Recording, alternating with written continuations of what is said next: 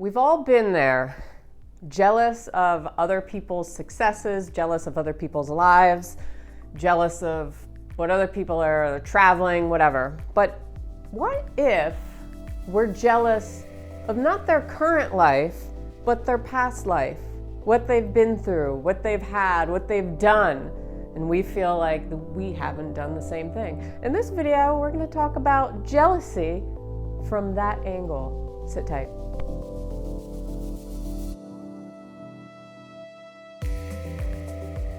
Welcome back to another video. My name is Jen. We'll talk about envy today. Envy, jealousy. Those words make you feel like, right?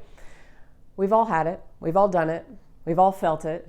But what about jealousy when we're jealous of people's past lives, what people have done or experienced? So what I mean by that is, what if you are jealous of, say, you're dating somebody, and you're jealous that that person traveled the world or had a family, has kids, and did all these things that you feel like you haven't done.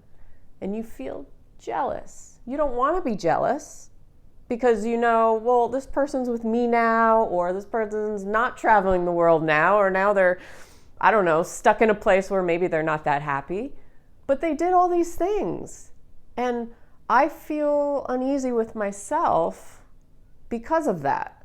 It's interesting, right? Well, number one is, it's never about the other person. It's always about you, right? What you feel you're lacking inside. So that's the first thing. Then you can delve deeper into why you're jealous in the first place. So jealousy, it's a lower vibrational state, okay? And a lot of us, it comes up for a lot of us. We can't help it necessarily. And but it's not necessarily a bad thing. It just helps us explore ourselves a little bit more. But what it is, if we're jealous of what somebody had, it's basically attachment. We're attaching to another person's life. And what our brain does, it attaches. If you picture yourself like an octopus with tentacles, and you're attaching, you grip on to this story of how this person lived their life. And maybe first let's get this straight, okay? When somebody tells you about something in their past life, your brain automatically creates like a movie, like a little movie picture in your head.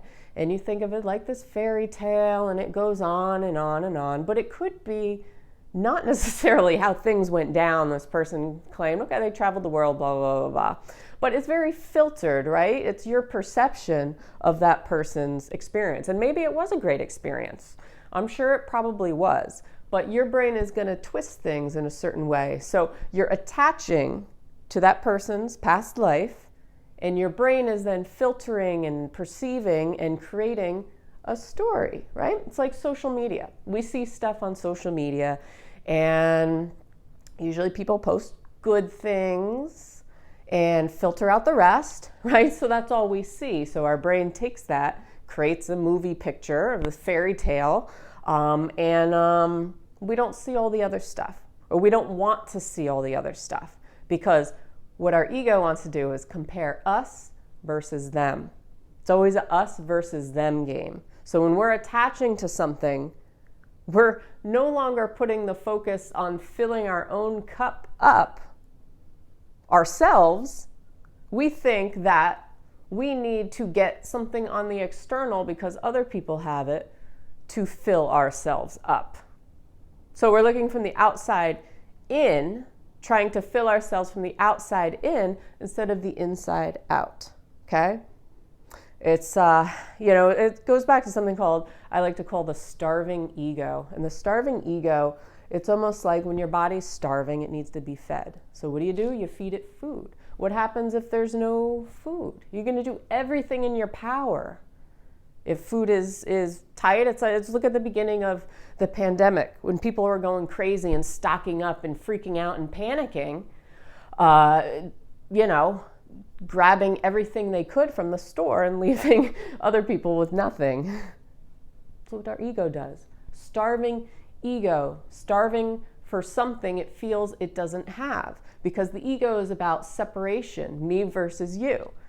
It doesn't realize who you really are is that you're whole and you're complete, and you can give yourself those things that you feel like you're lacking. So when you're envious, when you're jealous of somebody's past life, it is fear. It comes down to fear. It comes down to fear of, what are you fearing that you're lacking, or that you're going to lack? Okay, safety, comfort, security in a lot of cases, fear of being alone. Now, does that tie to anything from your past where you can connect it? Why you're so attached and why are you so focused on this person's like you're zoned in on something that doesn't exist anymore? This story keeps playing in your head. A lot of times it's a pattern from when we were younger. Maybe we felt abandoned. Maybe we didn't feel loved, or we felt neglected by parents, by friends. We were bullied. There's so many avenues that this could take. So what do you do? What do you do when you feel jealous? Well, a lot of us will want to bash ourselves and, go into these self-defeat modes and all kinds of stuff. And we resist it and we say, I shouldn't be jealous. That's ridiculous, right? Well, okay, it's good that you observe it, but feel the jealousy and try to look at it objectively. Be the scientist and see, okay, what do I feel that I'm missing that I can't give myself? And here's another thing. Do I really think that I would want exactly what this person had?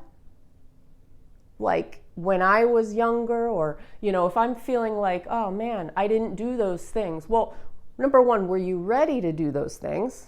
Maybe you're like 16 years old, and are you really ready to travel the world at that age? Are you ready to have kids and be married when you're in your early 20s and you're going out with friends? So we distort things big time. Our brains distort things big time. So if you can look at things objectively and realize everything works in divine timing in your life, just because you didn't travel the world then, just because you didn't have kids then, doesn't mean that you never will.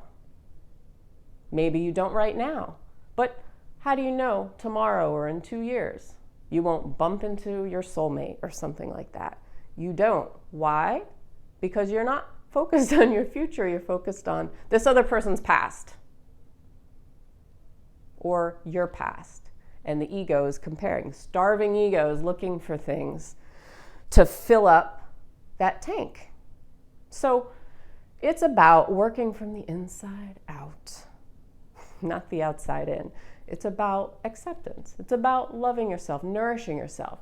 If I have a fear of that I don't feel safe, or I don't feel secure, I need another person in my life, or I feel like I haven't lived my life like this other person has, or I feel empty without kids, maybe there's a way to get those things without getting those exact things, if you catch my drift. So sometimes it's the deeper underlying emotion that we have to get to. It's not the external thing. It's not that I need this person exactly to make me happy. I need to go through this exact same experience, even though it's not really in my destiny, or it's not the right timing for me to do it, or it wasn't the right timing to do it at that time because maybe I was in school or I was busy, whatever. Okay, our brain's going to take stuff and it's going to run with it, and it's going to distort everything it can. So focusing on yourself, self-love, realizing that whenever you're focusing on somebody else, it's taking away energy from yourself, living a more heart-centered life, and it's giving energy out. And essentially you're depleting your energy in a certain kind of way. Okay? You're not in alignment with yourself when you're looking on the outside. Okay? So it's about getting back to those things that light you up. It could be through creativity. Creativity is the same as fertility. So if you don't have kids, maybe explore creativity right now. Similar things, okay? It's generating generating instead of always consuming, attaching, okay? There's a big balance thing with that. Creating in your life versus just consuming information or consuming stuff about other people's lives and attaching and being that octopus that is, all over the place. So the next time you feel envious, it's okay. Don't beat yourself up for it. Just try to explore where that envy, where that jealousy is coming from, okay? Is it coming from something in the past? Is it something that you can explore other avenues to make yourself feel a little lighter, to raise your vibration a little more? Do things that light you up. Don't do things because you think that it's the expectation of society, like you need to fulfill a certain expectation or timetable for society. Do things because they're aligned to you, okay? Usually we feel jealous because we don't feel that we've met the expectation of society, that we're cool enough or fun enough or lively enough, or that we've done enough things or achieved enough, ego. Or we feel like we haven't met the expectations of ourselves. The pressure we put on ourselves is ridiculous sometimes. So it's about easing off the pressure, okay? Letting your life flow and realizing stuff works in divine timing. If it's meant to be, it'll be meant to be. It's meant to be, whatever. And so just remember that. Remember who you are.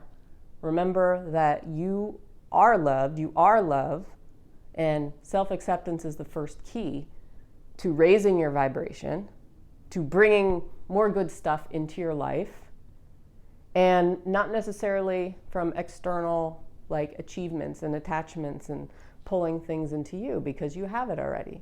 You have the ability. You have everything you need, really. So it's the starving ego looking for wholeness on the outside, not realizing that you already are whole as a human being, because you're connected to here, you're connected to here. You're not connected, you think you're connected to everything out here, but not necessarily. So I hope this was helpful. Let me know in the comments below if you would. I put out new videos every single week, so make sure you hit that subscribe button, and I will see you on the next video. So have a good one. Peace out.